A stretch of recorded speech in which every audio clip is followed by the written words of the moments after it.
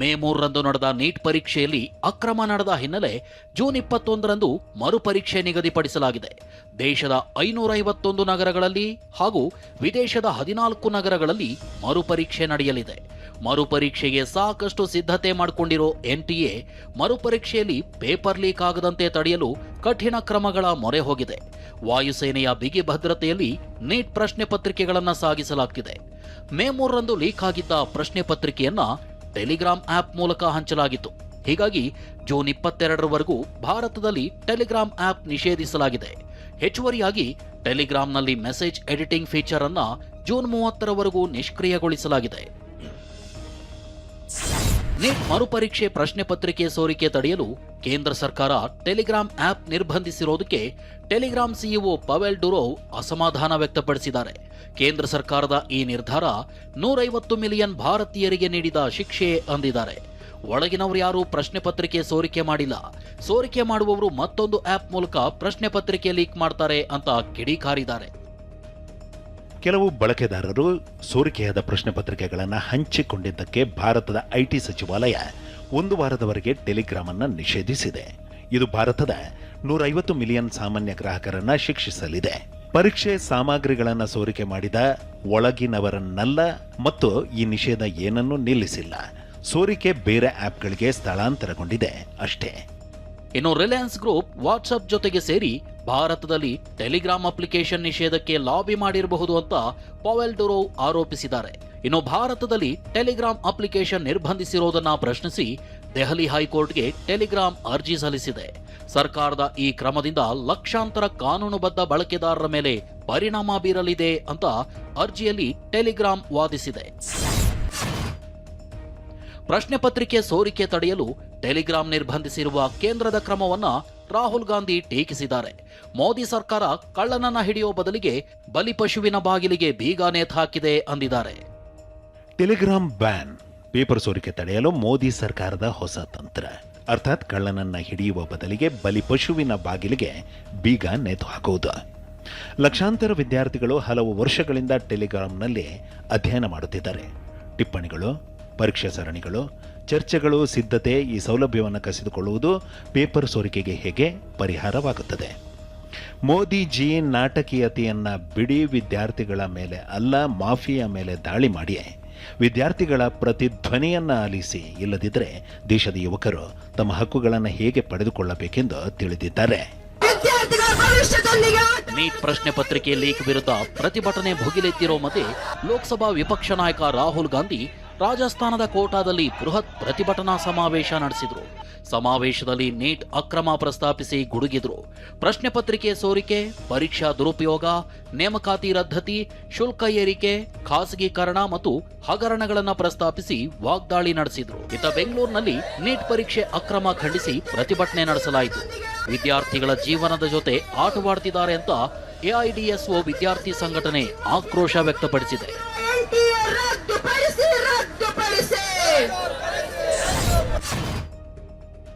ಭಾರತದಲ್ಲಿ ಪ್ರಶ್ನೆ ಪತ್ರಿಕೆ ಸೋರಿಕೆಯಾಗಿದ್ದು ಇದೇ ಮೊದಲೇನಲ್ಲ. ಕಳೆದ ಹಲವು ವರ್ಷಗಳಲ್ಲಿ ನೀಟ್ ಸೇರಿದಂತೆ SLC CGL, REET, UPTET, UGC net, police ನೇಮಕಾತಿ ಪರೀಕ್ಷೆ ಪತ್ರಿಕೆಗಳು ಲೀಕ್ ಆದ ಉದಾಹರಣೆಗಳಿವೆ. 2021ರಲ್ಲಿ ನಡೆದ ರಾಜಸ್ಥಾನದ ಶಿಕ್ಷಕರ ಅರ್ಹ ಪರೀಕ್ಷೆ ಹಿಂದಿನ ದಿನವೇ ಪ್ರಶ್ನೆ ಪತ್ರಿಕೆ ಕಳುವಾಗಿತ್ತು. ಜೈಪುರ ಶಿಕ್ಷಾ ಸಂಕುಲ್ ಕ್ಯಾಂಪಸ್ನಲ್ಲಿ ಪ್ರಶ್ನೆ ಪತ್ರಿಕೆಗಳು ಕಳುವಾಗಿದ್ವು. 2024ರಲ್ಲಿ ನಡೆದ ನೀಟ್ ಪರೀಕ್ಷೆಗೂ ಮುನ್ನ ಸೀಲ್ ಆಗಿದ್ದ ಪ್ರಶ್ನೆ ಪತ್ರಿಕೆಗಳಿದ್ದ ಟ್ರಂಕ್ ಅನ್ನ ಓಪನ್ ಮಾಡಲಾಗಿತ್ತು. ಪಂಕಜ್ ಕುಮಾರ್ ಹೆಸರಿನ ಸಿವಿಲ್ ಇಂಜಿನಿಯರ್ ಟ್ರಂಕ್ ತೆಗೆದಿದ್ದ. ಪ್ರಶ್ನೆ ಪತ್ರಿಕೆಯ ಫೋಟೋ ತೆಗೆದುಕೊಂಡು ಪತ್ರಿಕೆಯನ್ನ ಟ್ರಂಕ್ನಲ್ಲೇ ಇಟ್ಟಿದ್ದ. ಕೆಲ ಅಭ್ಯರ್ಥಿಗಳು 30 ರಿಂದ 50 ಲಕ್ಷ ಹಣ ನೀಡಿ ಪ್ರಶ್ನೆ ಪತ್ರಿಕೆಗಳನ್ನ ಖರೀದಿಸಿದ ಬಗ್ಗೆ ವರದಿಯಾಗಿತ್ತು. 2024ರ UGC ನೆಟ್ ಪರೀಕ್ಷೆಗೂ ಮುನ್ನ ಪ್ರಶ್ನೆ ಪತ್ರಿಕೆ ಸೋರಿಕೆಯಾದ ಬಗ್ಗೆ ಅನುಮಾನ ಸೃಷ್ಟಿಯಾಗಿತ್ತು. ಡಿಜಿಟಲ್ ನೆಟ್ವರ್ಕ್ನಲ್ಲಿ ಪ್ರಶ್ನೆ ಪತ್ರಿಕೆ ಸೋರಿಕೆಯ ಶಂಕೆ ಹಿನ್ನೆಲೆ ಪರೀಕ್ಷೆ ರದ್ದುಗೊಳಿಸಲಾಗಿತ್ತು. ಇನ್ನು 2021ರ ಉತ್ತರ ಪ್ರದೇಶ ಶಿಕ್ಷಕರ ಅರ್ಹತಾ ಪರೀಕ್ಷೆ ದಿನವೇ ಪ್ರಶ್ನೆ ಪತ್ರಿಕೆ ಸೋರಿಕೆಯಾಗಿತ್ತು. ಪರೀಕ್ಷೆ ದಿನದ ಮುಂಜಾನೆಯೇ ಪ್ರಶ್ನೆ ಪತ್ರಿಕೆಯ ಫೋಟೋ ವಾಟ್ಸ್ಆಪ್ನಲ್ಲಿ ಹಂಚಿಕೆಯಾಗಿತ್ತು. ಧರ್ಮಸ್ಥಳ ಬುರುಡೆ ಪ್ರಕರಣದಲ್ಲಿ ಹೆಸರು ಕೇಳಿಬಂದ ವಿಚಾರದ ಬಗ್ಗೆ ಪ್ರತಿಕ್ರಿಯಿಸಿರುವ ನಟ ಪ್ರಕಾಶ್ ರಾಜ್, ಚಿನ್ನಯ್ಯ ಜೊತೆ ಮಾತಾಡಿದ್ದು ನಿಜ. ಈ ವಿಚಾರವನ್ನ ತನಿಖಾಧಿಕಾರಿ ಮೊಹಂತಿ ಗಮನಕ್ಕೆ ತಂದಿದ್ದೆ ಎಂದು ಸತ್ಯ ಬಿಚ್ಚಿಟ್ರು. ಮಂಡ್ಯದವರು ಅಂತ ಇದ್ರಲ್ಲ, ಕೇಳಿಸ್ಕೊಂಡೆ ಏನಪ್ಪ, ನಾನು ಉಂಗಳೇ ಪಾಕನು ನನ್ನ ಯಾಕಪ್ಪ ನೋಡ್ಬೇಕು, ಏನು ಗೊತ್ತು ನನಗೆ. ಆದರೆ SIT ಫಾರ್ಮ್ ಮಾಡಿದ್ದಾರೆ, ಹೋಗು ಸರ್, ಧೈರ್ಯ ಇಲ್ಲ ನನಗೆ. ನೋಡಪ್ಪ, ನನ್ನನ್ನು ಮೀಟ್ ಮಾಡೋದಲ್ಲ ಬೇಡ, ನಿನಗೇನಾದ್ರು ಹೇಳಬೇಕಾದ್ರೆ ನೀನು ರೆಕಾರ್ಡ್ ಮಾಡಿ ವಾಯ್ಸ್ ಕಳಿಸು, ನಾನು ಇಸ್ಕೇಳಿ ಇಮಿಡಿಯೇಟಾಗಿ ರೆಕಾರ್ಡೆಡ್ ವಾಯ್ಸ್ನಲ್ಲಿ ಏನೇನೋ ಬಡಬಡುತ್ತಾ. ನಾನು ನನ್ನ ಲಾಯರ್ಗೆ ಫೋನ್ ಮಾಡಿದೆ, ನೋಡಿ ಇಡೀ ದೇಶದಲ್ಲಿ ಮಾಧ್ಯಮಕ್ಕೆ ಯಾರಿಗೂ ಏನೂ ಗೊತ್ತಿಲ್ಲ, ನನಗೆ ನೇರವಾಗಿ ಫೋನ್ ಬಂದಿದೆ, ನಾವೇನು ಮಾಡಬೇಕೀಗ. ಇಮ್ಮಿಡಿಯೇಟ್ ಆಗಿ ನಾವು ಆ ದಿನವೇ ಇವ್ರಿಗೆ ಫೋನ್ ಮಾಡಿದೆ, ನಮ್ಮ ಮೊಹಂತಿ ಅವ್ರಿಗೆ. ಮೊಹಂತಿ ಸರ್, ಇದು ಫಾರ್ವರ್ಡ್ ಈ ಥರ ಇದೆ, ನಾನು ನಿಮ್ಮನ್ನು ಭೇಟಿ ಮಾಡಕ್ಕೆ ಬರ್ತಾ ಇದ್ದೀನಿ ಅಂತ ನೇರವಾಗಿ ಅಪಾಯಿಂಟ್ ತೊಗೊಂಡು ಬಂದು, ನೀವು ಮಂಡ್ಯದವಲ್ಲ ತಮಿಳ್ ಮಾತಾಡ್ತಾರೆ, ಅದು ಯಾವ ಭಾಷೆ ಪ್ರಕಾಶ್, ನೀವು ಹಲವು ಭಾಷೆ ಮಾತಾಡ್ತೀರಲ್ಲ, ಅದು ತೆಲುಗು ಮಿಕ್ಸ್ ಆಗಿರುತ್ತೆ, ಇದು ವಿಷಯ. ಈ ನಡುವೆ ಪ್ರಕಾಶ್ ರಾಜ್ಗೆ ಫೋನ್ ಮಾಡಿದ್ದನ್ನ ಗಿರೀಶ್ ಮಟ್ಟಣ್ಣನವರು ಕೂಡ ಒಪ್ಕೊಂಡಿದ್ದಾರೆ. ಬೆಂಗಳೂರಲ್ಲಿ ಪುಣ್ಯಕ್ಷೇತ್ರ ಸಂರಕ್ಷಣಾ ಸಮಿತಿ ಸುದ್ದಿಗೋಷ್ಠಿ ನಡೆಸಿತು. ಪ್ರಕಾಶ್ ರಾಜ್ ಹೇಳಿಕೆಯಿಂದ ನಾವು ಮಾಡಿರುವ ಆರೋಪಗಳು ನಿಜ ಅಂತ ಸಾಬೀತಾಗಿದೆ.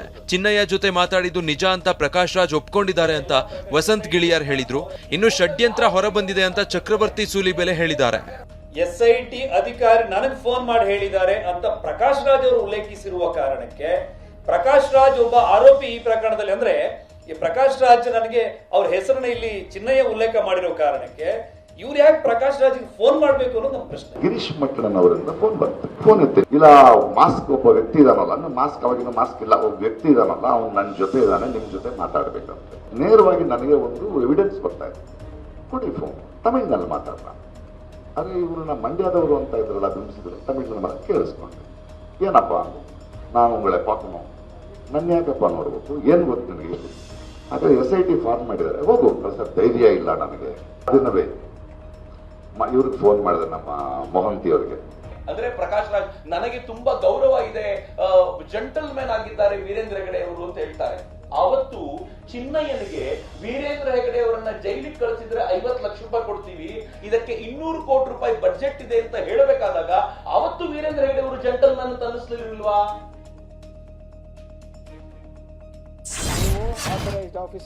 RSS ನೋಂದಣಿ ಪ್ರಶ್ನಿಸಿದ ಪ್ರಿಯಾಂಕ್ ಖರ್ಗೆ ವಿರುದ್ಧ ಬಿಜೆಪಿ ನಾಯಕರು ಕಿಡಿಕಾರಿದ್ದಾರೆ.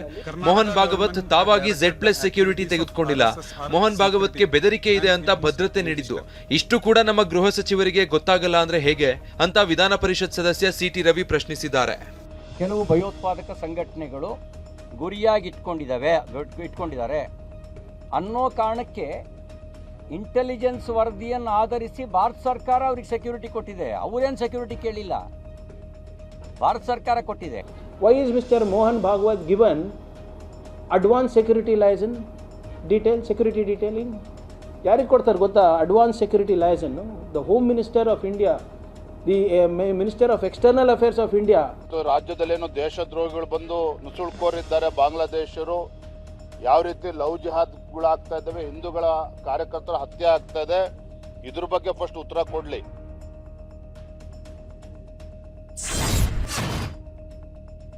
RSS ನೋಂದಣಿ ಬಗ್ಗೆ ಗೃಹ ಸಚಿವ ಪ್ರಿಯಾಂಕ್ ಖರ್ಗೆ ಪತ್ರಕ್ಕೆ ವಕೀಲರಲ್ಲೇ ಭಿನ್ನ ಹೇಳಿಕೆಗಳು ಬಂದಿವೆ. ಸಂವಿಧಾನದ ಪ್ರಕಾರ ದೇಶದಲ್ಲಿ ಪ್ರತಿಯೊಂದು ಸಂಘ ನೋಂದಣಿಯಾಗಬೇಕು ಅಂತ ಹಿರಿಯ ವಕೀಲ ಬಾಲನ್ ಹೇಳಿದ್ದಾರೆ.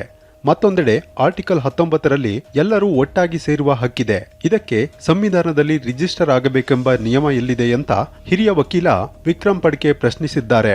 ಅವರು ನೋಂದಣಿ ಮಾಡಲೇಬೇಕು, ಹೌದು, ಅವರ ಫಂಡ್ಸ್ ಆಡಿಟ್ ಆಗಲೇಬೇಕು, ಇಲ್ಲ ಅಂದರೆ ಏನು ದಾರಿ?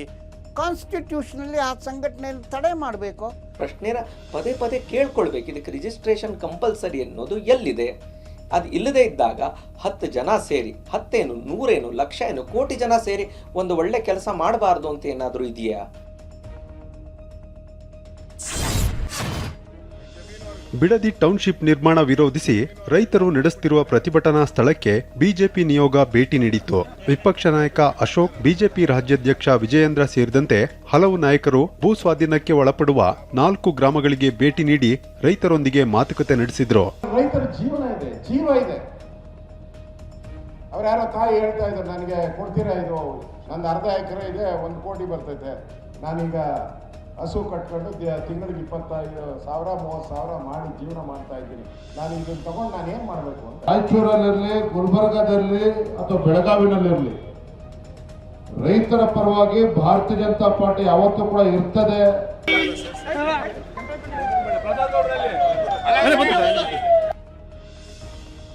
ಬಿಡದಿಗೆ ಬಿಜೆಪಿ ನಿಯೋಗ ಭೇಟಿ ಹಿನ್ನೆಲೆ ಸಾಲು ಸಾಲು ಪೋಸ್ಟರ್ ಅಂಟಿಸಲಾಗಿತ್ತು. ಕುಮಾರಸ್ವಾಮಿ, ನಿಖಿಲ್ ಮತ್ತು ಅನಿತಾ ಕುಮಾರಸ್ವಾಮಿ ವಿರುದ್ಧ ಕಾಂಗ್ರೆಸ್ ಕಾರ್ಯಕರ್ತರು ಪೋಸ್ಟರ್ ಅಂಟಿಸಿರುವ ಆರೋಪವಿದೆ. ಈ ಪೋಸ್ಟರ್ಗೆ ಕೇಂದ್ರ ಸಚಿವ ಕುಮಾರಸ್ವಾಮಿ ತಿರುಗೇಟು ಕೊಟ್ಟಿದ್ದಾರೆ. ನಾನು ಈ ರಾಜ್ಯದ ಮುಖ್ಯಮಂತ್ರಿಗಳಾದ ಮೇಲಾದರೂ ಇದೆಂಥವು ಬ್ಲೂ ಫಿಲಮ್ ಮಾಡಿಸೋದು, ಪೋಸ್ಟ್ ಅಂಟಿಸೋದು ಇದೆಲ್ಲ ಬಿಡುತ್ತಾರೆ ಅದನ್ನು ಅಂತ ಅನ್ಕೊಂಡಿದ್ದೆ.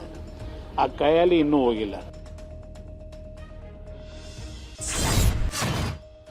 ಬಿಡ್ದಿ ಟೌನ್ಶಿಪ್ ವಿವಾದದ ಮಧ್ಯೆ ಕೆಪಿಸಿಸಿ ವಕ್ತಾರ ಎಂ ಲಕ್ಷ್ಮಣ್ ರೈತರ ಜೊತೆ ಮಾತಾಡಿದ್ದಾರೆ ಎನ್ನಲಾದ ಆಡಿಯೋ ವೈರಲ್ ಆಗಿದೆ. ನಾನು ಕಾಂಗ್ರೆಸ್ ಪಕ್ಷ ಆದ್ರೂ ನಾನು ರೈತರ ಪರ, ಟೌನ್ಶಿಪ್ ಯೋಜನೆ ಕ್ಯಾನ್ಸಲ್ ಮಾಡಿಸೋ ಹೋರಾಟ ಮಾಡೋಣ ಎಂದಿರುವ ಆಡಿಯೋ ವೈರಲ್ ಆಗಿದೆ. ನಾನು 100% ನಿಂತ್ಕೊತೀವಿ, ಅದನ್ನ ಕ್ಯಾನ್ಸಲ್ ಮಾಡಿಸ್ತೀವಿ. ಸರಿ, ಸಂತೋಷ ಸರ್, ಹೋರಾಟ ಮಾಡೋಣ. ರೈತರಿಗೆ ಅನ್ಯಾಯ ಮಾಡಿ ಯಾರು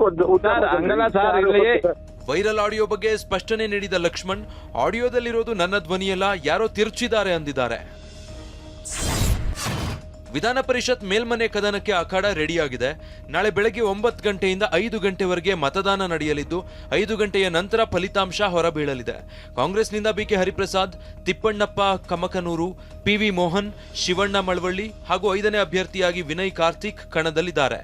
ಬಿಜೆಪಿಯಿಂದ ಲಿಂಗರಾಜ್ ಪಾಟೀಲ್, ರಘು ಕೌಟಿಲ್ಯ ಕಣದಲ್ಲಿದ್ರೆ ಜೆಡಿಎಸ್ನಿಂದ ಎನ್ಡಿಎ ಅಭ್ಯರ್ಥಿಯಾಗಿ ಗೋವಿಂದರಾಜುರನ್ನ ಕುಮಾರಸ್ವಾಮಿ ಅಖಾಡಕ್ಕಿಳಿಸಿದ್ದಾರೆ. ಇಲ್ಲಿರೋ ಎಲ್ಲ ಅಭ್ಯರ್ಥಿಗಳು ಸುಲಭವಾಗಿ ಗೆಲ್ಲಬಹುದು. ಆದರೆ ಕಾಂಗ್ರೆಸ್ನ 5ನೇ ಅಭ್ಯರ್ಥಿ ವಿನಯ್ ಕಾರ್ತಿಕ್, ಜೆಡಿಎಸ್ನ ಗೋವಿಂದರಾಜು ನಡುವೆ ಪೈಪೋಟಿ ಏರ್ಪಟ್ಟಿದೆ. ಪಶ್ಚಿಮ ಬಂಗಾಳದ ಬಳಿಕ ಇದೀಗ ಮಹಾರಾಷ್ಟ್ರ ರಾಜಕೀಯದಲ್ಲಿ ಕಂಪನ ಶುರುವಾಗಿದೆ. ಮಹಾರಾಷ್ಟ್ರ ರಾಜಕಾರಣದಲ್ಲಿ ಮತ್ತೊಂದು ಹೈ ವೋಲ್ಟೇಜ್ ಡ್ರಾಮಾ ಶುರುವಾಗಿದ್ದು, ಉದ್ಧವ್ ಬಣದ ಶಿವಸೇನೆಯ 6 ಮಂದಿ ಸಂಸದರು ಏಕನಾಥ್ ಶಿಂದೆ ಬಣ ಸೇರಲು ಸಜ್ಜಾಗಿದ್ದಾರೆ. ಉದ್ಧವ್ ಬಣದ 9 ಸಂಸದರ ಪೈಕಿ 5ರಿಂದ 6 ಸಂಸದರು ಈಗಾಗಲೇ ದೆಹಲಿಯಲ್ಲಿ ಬೀಡು ಬಿಟ್ಟಿದ್ದಾರೆ. ಸಂಸತ್ನ ಮುಂಗಾರು ಅಧಿವೇಶನಕ್ಕೂ ಮುನ್ನ ಶಿಂದೆ ಬಣ ಸೇರಲಿದ್ದಾರೆ ಎನ್ನಲಾಗಿದೆ. ಇತ್ತೀಚೆಗೆ ಉದ್ಧವ್ ಠಾಕ್ರೆ ಕರೆದಿದ್ದ ಮಹತ್ವದ ಸಭೆಗೆ ಕೇವಲ 4 ಸಂಸದರು ಮಾತ್ರ ಹಾಜರಾಗಿದ್ರು.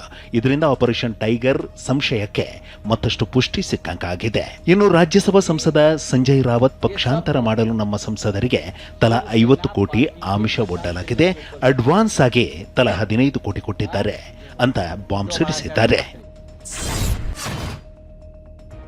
ದೇಶಾದ್ಯಂತ ಬೆಚ್ಚಿ ಬೀಳಿಸಿರುವ ರಾಮ ಮಂದಿರ ದೇಣಿಗೆ ಕಳ್ಳತನ ಈ ಪ್ರಕರಣದ ತನಿಖೆ ನಡೆಸಲು ವಿಶೇಷ ತನಿಖಾ ತಂಡ ರಚಿಸಲಾಗಿದೆ. ಮೊದಲ ದಿನ ಸುಮಾರು 8 ಗಂಟೆ ಮತ್ತು 2ನೇ ದಿನ 11 ಗಂಟೆ ಸೇರಿದಂತೆ 2 ದಿನಗಳಲ್ಲಿ ಒಟ್ಟು 19 ಗಂಟೆಗಳ ಕಾಲ ತೀವ್ರ ವಿಚಾರಣೆ ನಡೆಸಲಾಗಿದೆ. ದೇಣಿಗೆ ಪಟ್ಟಿಗಳಿಂದ ಹಣ ತೆಗೆಯುವವರು, ನೋಟುಗಳನ್ನು ಕಟ್ಟುವವರು ಮತ್ತು ನೋಟುಗಳನ್ನು ಎನಿಸುವ ಸಿಬ್ಬಂದಿಯನ್ನು ವಿಚಾರಣೆಗೊಳಪಡಿಸಲಾಗಿದೆ. ಎಸ್ಐಟಿ ಅಧಿಕಾರಿಗಳು ಸಿಸಿಟಿವಿ ದೃಶ್ಯಾವಳಿಗಳನ್ನು ಪಡೆದಿದ್ದು 1 ಡಜನ್ ಪೆನ್ ಡ್ರೈವ್ಗಳಿಗೆ ಡೇಟಾವನ್ನು ವರ್ಗಾಯಿಸಿದೆ. ವಿಚಾರಣೆ ವೇಳೆ ಮಾಜಿ ಉದ್ಯೋಗಿಗಳನ್ನು ಪ್ರಶ್ನಿಸಲಾಗಿದ್ದು, ಅವರಿಂದಲೂ ಡೇಟಾ ಹಿಂಪಡೆಯಲಾಗ್ತಿದೆ. ಇವರಿಗೆ ತನಿಖೆಯಲ್ಲಿ ದುಬಾರಿ ಫೋನ್ಗಳು ಮತ್ತು ವಾಹನಗಳನ್ನು ಖರೀದಿಸಿದ 9 ಉದ್ಯೋಗಿಗಳನ್ನು ಗುರುತಿಸಲಾಗಿದೆ. ಎಸ್ಐಟಿ ಸ್ಟೇಟ್ ಬ್ಯಾಂಕ್ ಉದ್ಯೋಗಿಗಳಿಂದ ಕೆಲಸದ ಬಗ್ಗೆ ವಿವರ ಕಲೆ ಹಾಕಿದೆ. ಅಬ್ಬಬ್ಬಾ, ಅಕ್ಷರಶಃ ದುಡ್ಡಿನ ಬೆಟ್ಟ. ಒಂದಲ್ಲ ಎರಡಲ್ಲ, ಬರೋಬ್ಬರಿ 1.10 ಕೋಟಿ ರೂಪಾಯಿ. ತೆಲಂಗಾಣದ ಸರ್ವೆ ಇಲಾಖೆ ಡೆಪ್ಯೂಟಿ ಡೈರೆಕ್ಟರ್ ನರಹರಿಗೆ ಎಸಿಬಿ ಶಾಕ್ ಕೊಟ್ಟಿದೆ. ದಾಳಿ ವೇಳೆ ಬೆಡ್ ಕೆಳಗೆ ಬಚ್ಚಿಟ್ಟಿದ್ದ 1.10 ಕೋಟಿ ಗರಿಗರಿ ನೋಟು ನೋಡಿ ಅಧಿಕಾರಿಗಳಿಗೆ ದಂಗಾಗಿದ್ದಾರೆ. ಆದಾಯಕ್ಕಿಂತ ಹೆಚ್ಚು ಆಸ್ತಿ ಗಳಿಸಿದ ಆರೋಪದಲ್ಲಿ ನರಹರಿ ಹಾಗೂ ಅವರ ಸಂಬಂಧಿಕರ ಮನೆಗಳು ಸೇರಿ ಒಟ್ಟು 11 ಕಡೆಗಳಲ್ಲಿ ಏಕಕಾಲಕ್ಕೆ ದಾಳಿ ನಡೆದಿದೆ. ದಾಳಿಯ ವೇಳೆ 150 ಕೋಟಿಗೂ ಹೆಚ್ಚು ಮೌಲ್ಯದ ಆಸ್ತಿ ಪತ್ತೆಯಾಗಿದೆ. ಬೆಂಗಳೂರಿನ ಕೆಂಪೇಗೌಡ ಇಂಟರ್ನ್ಯಾಷನಲ್ ಏರ್ಪೋರ್ಟ್ ಸದ್ಯ ಸೋಷಿಯಲ್ ಮೀಡಿಯಾದಲ್ಲಿ ಭಾರೀ ಚರ್ಚೆಗೆ ಗ್ರಾಸವಾಗಿದೆ. ವಿಮಾನ ನಿಲ್ದಾಣದ ಟರ್ಮಿನಲ್ 2ನಲ್ಲಿ ಕೆಲವರು ಲಗೇಜ್ ಬ್ಯಾಗ್ಗಳನ್ನೇ ತಲೆದಿಂಬು ಮಾಡಿಕೊಂಡು ಮಲಗಿರುವ ದೃಶ್ಯ ವೈರಲ್ ಆಗ್ತಿದೆ. ಇದು ಇಂಟರ್ನ್ಯಾಷನಲ್ ವಿಮಾನ ನಿಲ್ದಾಣವೋ ಅಥವಾ ರೈಲ್ವೆ ಸ್ಟೇಷನೋ ಅನ್ನೋ ಪ್ರಶ್ನೆ ಹುಟ್ಟಿಸಿದೆ. ಅಲ್ಜೀರಿಯಾ ವಿರುದ್ಧದ ಪಂದ್ಯದಲ್ಲಿ ಅರ್ಜೆಂಟೀನಾ ತಂಡ ಜಯಭೇರಿ ಬಾರಿಸಿದೆ. ಮೆಸ್ಸಿ ಬಾರಿಸಿದ ಹ್ಯಾಟ್ರಿಕ್ ಗೋಲುಗಳ ನೆರವಿನೊಂದಿಗೆ 3-0 ಅಂತರದಲ್ಲಿ ಗೆದ್ದಿದೆ. ಈ ಗೆಲುವಿನೊಂದಿಗೆ ಹಾಲಿ ಚಾಂಪಿಯನ್ ತಂಡ ಫಿಫಾ ವಿಶ್ವಕಪ್ 2026ರಲ್ಲಿ ಶುಭಾರಂಭ ಮಾಡಿದೆ. ಪಂದ್ಯದ ವೇಳೆ ಮೆಸ್ಸಿ ಭಾವುಕರಾದ್ರು. ಈ ವೇಳೆ ಅವರು ತಮ್ಮ ಜೆರ್ಸಿಯಿಂದ ಕಣ್ಣೀರನ್ನ ಒರೆಸಿಕೊಂಡ್ರು. ಟೀಂ ಇಂಡಿಯಾ ಅಫ್ಘಾನಿಸ್ತಾನ ವಿರುದ್ಧದ ಏಕದಿನ ಕ್ರಿಕೆಟ್ ಸರಣಿ ಗೆದ್ದಿದೆ. 3 ಏಕದಿನ ಪಂದ್ಯಗಳ ಸರಣಿಯಲ್ಲಿ 2-0 ಅಂತರದಿಂದ ಟೀಂ ಇಂಡಿಯಾ ಗೆಲುವು ಸಾಧಿಸಿದೆ. ಎರಡನೇ ಏಕದಿನ ಕ್ರಿಕೆಟ್ ಪಂದ್ಯದಲ್ಲಿ ಭಾರತಕ್ಕೆ 170 ರನ್ಗಳ ಗೆಲುವು ಸಾಧಿಸಿದೆ. ಮೊದಲಿಗೆ ಬ್ಯಾಟಿಂಗ್ ಮಾಡಿದ ಟೀಂ ಇಂಡಿಯಾ 49.5 ಓವರ್ಗಳಲ್ಲಿ 402 ರನ್ ಗಳಿಸಿತ್ತು. 403 ರನ್ಗಳ ಗುರಿ ಬೆನ್ನತ್ತಿದ ಅಫ್ಘಾನಿಸ್ತಾನ 44.3 ಓವರ್ನಲ್ಲಿ 232 ರನ್ ಗಳಿಸಲಷ್ಟೇ ಶಕ್ತವಾಯಿತು.